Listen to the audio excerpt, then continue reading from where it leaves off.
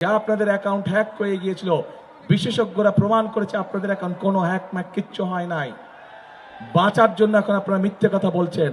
যারা নির্বাচনের আগেই জনগণের সাথে মিথ্যে কথা বলতে পারে, তারা নির্বাচনের পরে কি পরিমাণ মিথ্যে কথা বলতে পারে, এটি আমাদের সহজেই বোধগম্য।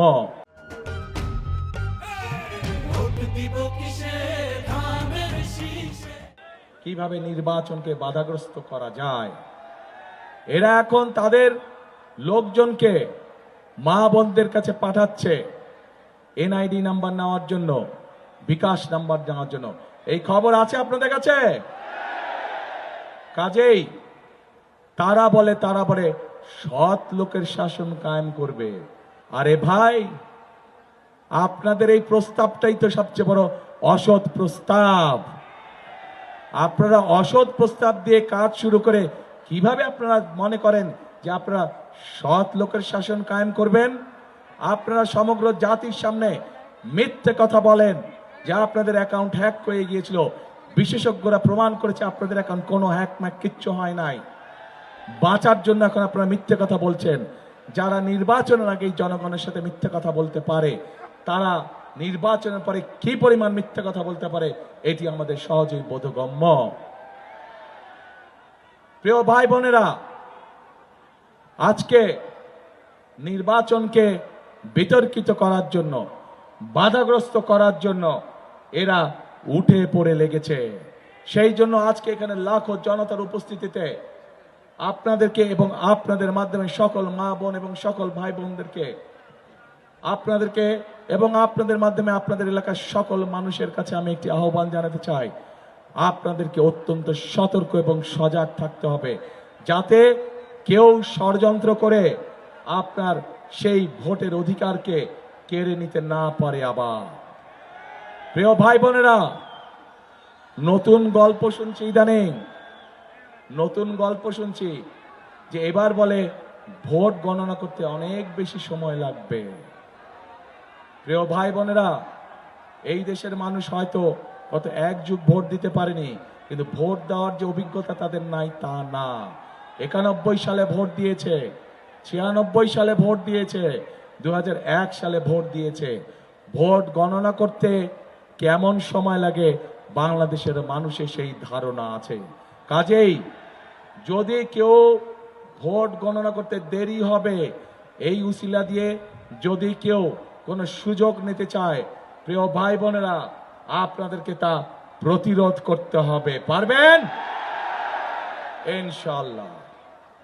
প্রিয় ভাই বোনেরা, আমি আগেই বলেছি, আমরা রাজনীতি করি, বিএনপি রাজনীতি করে এই দেশের মাটির জন্য, এই দেশের মানুষের জন্য, এবং সেই জন্যই বিএনপি বাংলাদেশের মানুষের সমর্থনে আল্লাহর রহমতে যতবার সরকার গঠন করেছে, প্রত্যেক সময় বিএনপি চেষ্টা করেছে এমন কাজ করতে যেই কাজগুলোর মাধ্যমে এই এলাকার মানুষের উন্নয়ন হয়।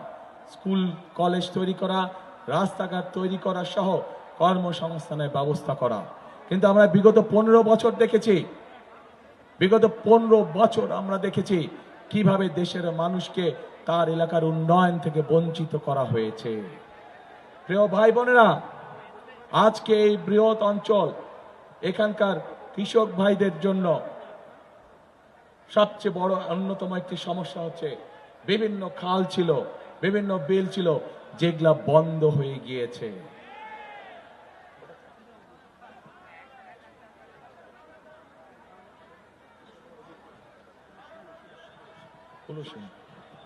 প্রিয় ভাই বোনেরা,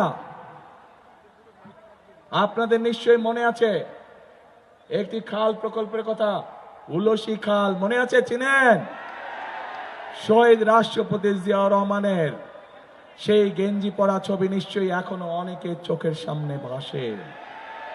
সেদিন উলসি খাল প্রকল্পের মাধ্যমে, উলসি খাল খনন করার মাধ্যমে শুধু উলসি খাল নয়, সারা বাংলাদেশে শহীদ রাষ্ট্রপতি জিয়াউর রহমান এরকম হাজার হাজার খাল খনন করেছিলেন, যার সুবিধা এই দেশের কৃষক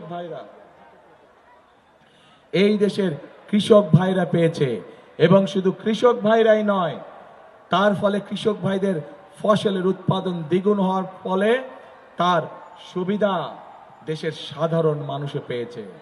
প্রিয় ভাই বোনেরা, আমরা ইনশাআল্লাহ 12 তারিখে আপনাদের ভোটে নির্বাচিত হলে আমরা সরকার গঠন করার সাথে সাথে আমরা উলসি খাল সহ সারা বাংলাদেশে খাল খনন শুরু করতে চাই। আপনারা কি আছেন আমাদের সাথে খাল খননে? কারা কারা যাবেন আমাদের সাথে খাল খননে?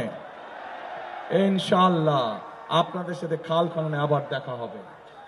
প্রিয় ভাই বোনেরা, এই এলাকায় শহীদ রাষ্ট্রপতি জিয়াউর রহমান আরেকটি প্রকল্প গ্রহণ করেছিলেন, জিকে প্রকল্প, জিকে প্রজেক্ট প্রকল্প।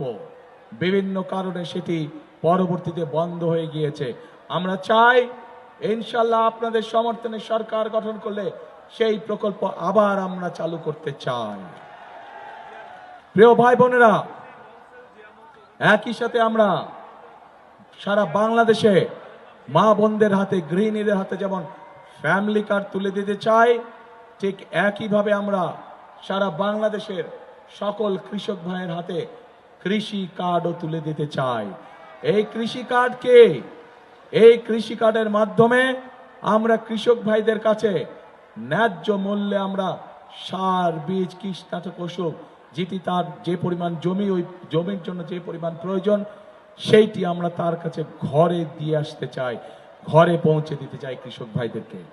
এবং এই কৃষি কার্ডের মাধ্যমে শুধু যে এটাই পাবে তা না, কৃষি ঋণ থেকে অন্যান্য সকল কিছু অনেক সহজ হবে। প্রিয় ভাই বোনেরা, শুধু কৃষক কার্ডই নয়, আমরা সিদ্ধান্ত গ্রহণ করেছি যে ইনশাআল্লাহ আপনাদের ভোটে বিএনপি সরকার গঠন করলে পরে এই মুহূর্তে যে সকল কৃষক ভাইদের 10,000 টাকা পর্যন্ত কৃষি ঋণ আছে, সেই কৃষি ঋণ আমরা সুদ সহ মওকুফ করব ইনশাআল্লাহ।